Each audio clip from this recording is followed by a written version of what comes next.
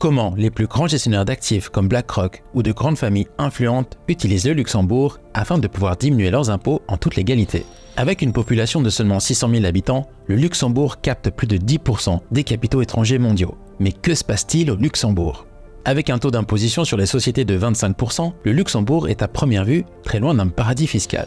Dans cette vidéo, je vais donc vous révéler les secrets des plus grands avocats d'affaires ainsi que la structure utilisée par le gérant BlackRock afin de ne pas payer d'impôts.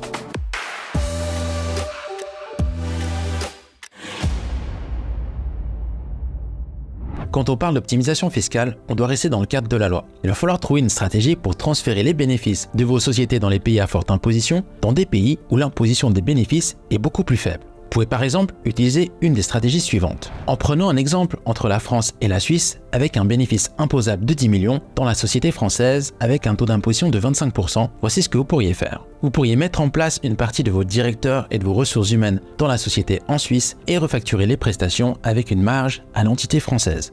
Pour une facturation de 1 million, ce montant sera déductible en France à un taux de 25% et imposable en Suisse à un taux d'environ 14%. Deuxièmement, vous pourriez mettre votre marque ou bien votre brevet en Suisse et refacturer des royalties à votre société en France. Pour une facturation d'1 million, ce montant serait déductible à votre société française à un taux de 25% et serait imposable en Suisse à un taux de 8%.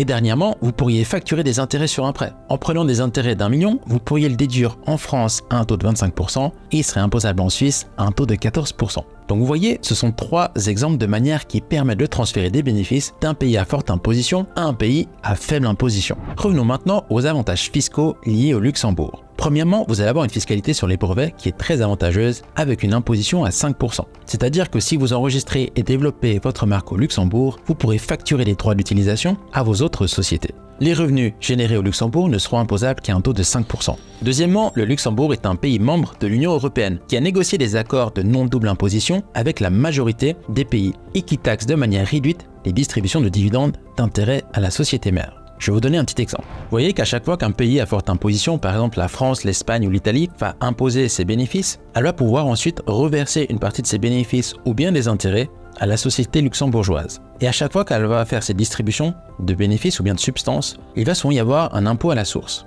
Luxembourg a négocié pas mal de traités avec la majeure partie des pays européens qui lui permettra, alors dans certains cas, de percevoir ses revenus sans payer d'impôt à la source. Ensuite, la société luxembourgeoise va générer des bénéfices, elle va être imposable à l'impôt sur la société, puis elle va pouvoir redistribuer alors soit des dividendes ou des intérêts à sa société mère ou son actionnaire. Et dans la majeure partie des cas, si vous y prenez très bien, vous pourrez reverser ces montants-là sans payer l'impôt à la source. Et c'est là tout l'avantage du Luxembourg. Le Luxembourg est le pays d'entrée et de sortie des capitaux idéal. Il permettra de percevoir des revenus en évitant la double imposition, puis permettra de reverser ses bénéfices avec l'imposition la plus faible. Nous allons donc maintenant regarder le montage qui a fait des ravages au niveau fiscal dans le domaine de l'immobilier en Europe, en passant par le Luxembourg et différents paradis fiscaux. Cette étude a été effectuée par Sven Giegold, membre du Parlement européen. Dans le cadre d'opérations immobilières, gardez bien en tête que le lieu d'imposition de vos gains ou bien des revenus perçus de vos loyers sera dans la majeure partie des cas selon le lieu où vous détenez les biens immobiliers. Ce qui va faire que vous allez être assez restreint dans vos opérations immobilières. Admettons, vous faites des opérations immobilières en Espagne ou bien en Allemagne. J'ai pris un taux d'imposition moyen sur les sociétés de 25%. En générant un gain de 3 millions, vous allez payer 25% d'impôt, soit 750 000 francs, pour un bénéfice net de 2 250 000 francs à disposition des actionnaires. Et là, ça ne va te servir à rien de créer une société aux Bahamas ou bien aux îles Caïmans pour investir dans ces biens immobiliers, car quoi qu'il arrive, lors du gain, vous allez devoir payer vos impôts dans le pays où sont localisés vos biens immobiliers. On reprend le même exemple avec une opération immobilière dans un pays européen pour un montant de 3 millions. La parade, ce serait de créer une société luxembourgeoise qui va octroyer un prêt de 37 millions avec un taux d'intérêt de 8% à l'entité européenne, ce qui va générer des intérêts déductibles de 3 millions sur la société européenne et un bénéfice imposable de 0. Vous n'allez donc payer aucun impôt. Alors la clé dans cette structure, il y a deux problématiques. Premièrement, vous allez devoir vous assurer que le taux de 8% est justifié économiquement, par exemple en disant que c'est une opération à risque et qui n'est pas sécurisée par un bien immobilier. Et deuxièmement, vous allez devoir vous assurer que vous allez pouvoir percevoir ces 3 millions d'intérêts sans devoir payer l'impôt à la source. Maintenant, on arrive au niveau de la structure luxembourgeoise. On a déplacé le problème.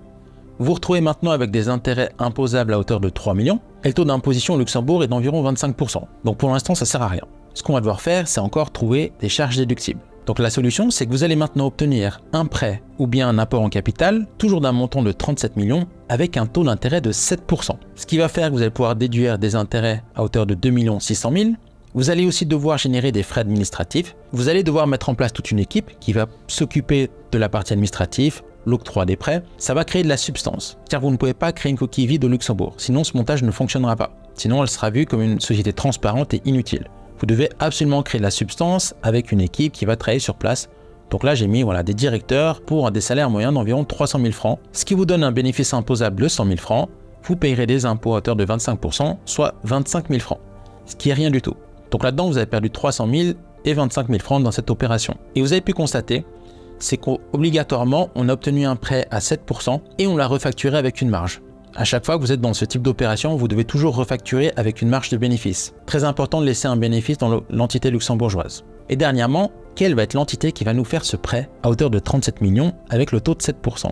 Et ici, vous allez quasiment toujours retrouver les îles Caïmans, Jersey, Guernsey. Ce sont tous des pays où vous avez un taux d'imposition de 0% sur les sociétés. Donc ici, vous allez vous retrouver avec un intérêt imposable de 2 600 000 francs au taux d'imposition de 0, soit un revenu net de 2 600 000 francs.